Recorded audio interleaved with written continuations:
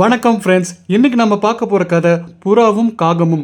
ஒரு விவசாயி இந்த ரெண்டு பறவையினால என்னென்ன பிரச்சனை எதிர்கொள்றாரு, அதை எப்படி சரி பண்றாருங்கிறது தான் கதை. ஒரு விவசாயி தனக்குன்னு சொந்தமான ஒரு நிலத்துல எப்பவுமே விவசாயம் செஞ்சு ரொம்ப சந்தோஷமா வாழ்ந்து வந்தார். அவருக்கு திடீர்னு ஒரு பிரச்சனை வந்தது. அந்த நிலத்துல புறாக்கள் விதைகள் எல்லாத்தையும் சாப்பிட்டுட்டு வந்தது. காக்கா எல்லாமே அந்த பயிர்களில் இருக்கிற பூச்சியை சாப்பிட்டுட்டு வந்தது. ஆனா புறாக்கள் விதைகள் சாப்பிட்டதுனால விவசாயி நஷ்டமடைஞ்சாரு. அந்த விவசாயி எவ்வளவு கஷ்டப்பட்டு பயிரை காத்து வராரு. புறாக்கள் நீங்கள் எல்லாம் சேர்ந்து இப்படி சாப்பிட்டு அழிக்கலாமா? நாங்க என்ன பண்றது? அவர் எங்களுக்கு கொடுத்த உணவே அந்த விதைகள் தான்.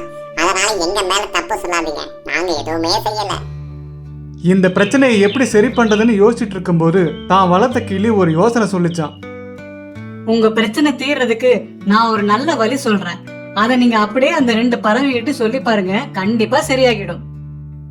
புறாக்களே, உங்களுக்கு தனியாக ஒரு இடத்தை ஒதுக்கி அதுல தேவையான விதைகளை போட்டு வச்சிடுறேன்.